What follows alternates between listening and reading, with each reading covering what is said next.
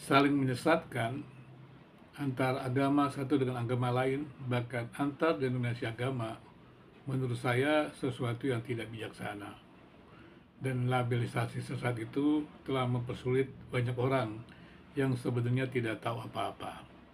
Karena banyak orang yang beragama, memilih agama, itu juga karena keturunan atau karena perjumpaan dengan orang-orang yang lain.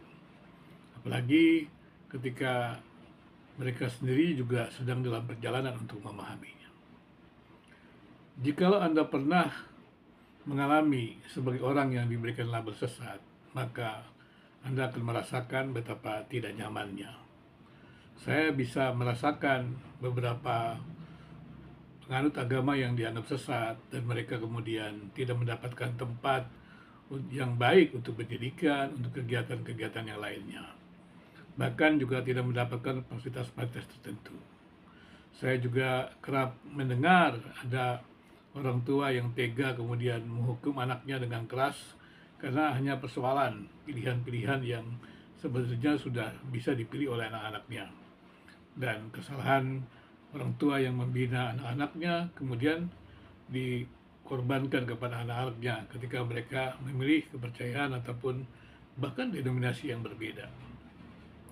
Jadi menurut saya, untuk apa agama-agama itu melabelkan agama lain itu sesat? Bukankah yang berbeda itu memang sudah terlihat ada perbedaan? Dan bukankah setiap yang berbeda itu tidak harus dikatakan dia sesat? Seringkali dalam pertumbuhan pengetahuan, dalam pertumbuhan pengetahuan agama, kita juga mengalami proses. Saya beri contoh adalah jikalau kita mencari kebenaran agama, maka kita akan mengalami proses pengetahuan agama. Di Kristen sendiri terlalu banyak aliran yang ada.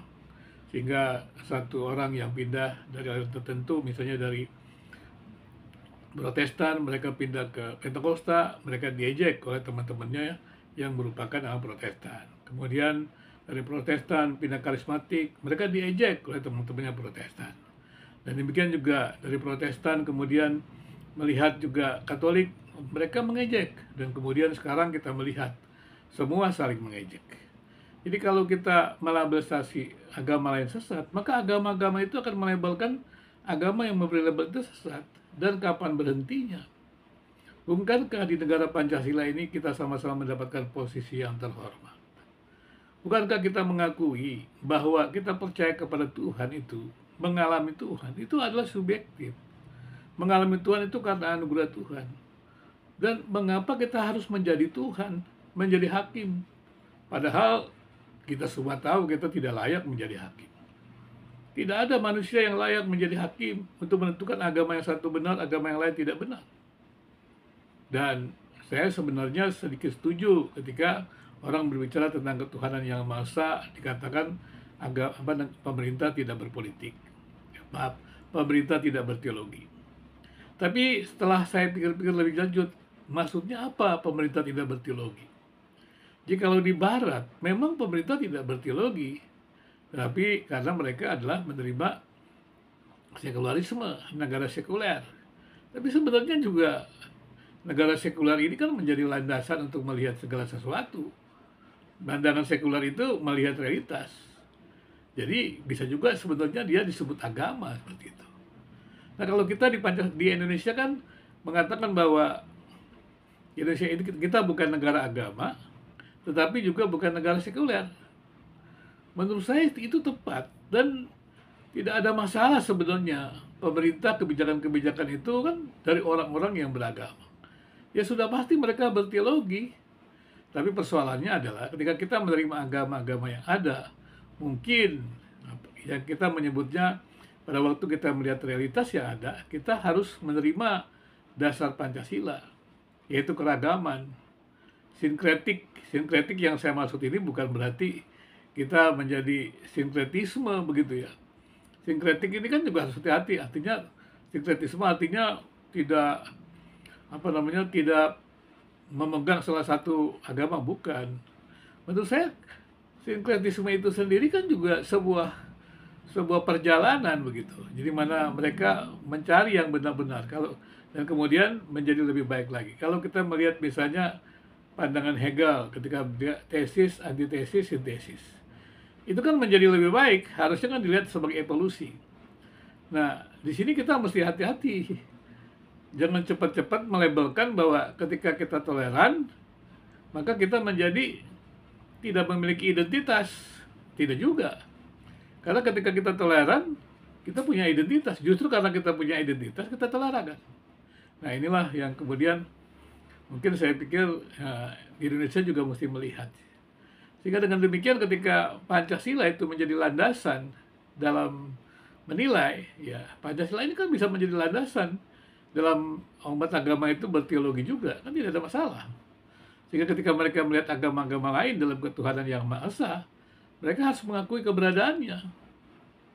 Demikian juga mereka diakui keberadaannya. Jangan menerima Pancasila itu hanya karena ada untungnya. Kita menerima Pancasila itu karena semua kita mendapat keuntungan yang sama. Tidak ada diskriminasi dalam Pancasila. Jadi bukan cari untung kita menerima Pancasila, karena memang landasan Pancasila itu kebaikan bersama. Jadi pergaulan kita sebagai komunitas dalam sebuah negara Pancasila ini adalah sebuah pergaulan yang jujur, yang tulus. Dan karena itu nilai-nilai bersama yang dituangkan dalam silsilah dari Pancasila ini mesti landasan bersama. Kita berbeda, namun kita satu.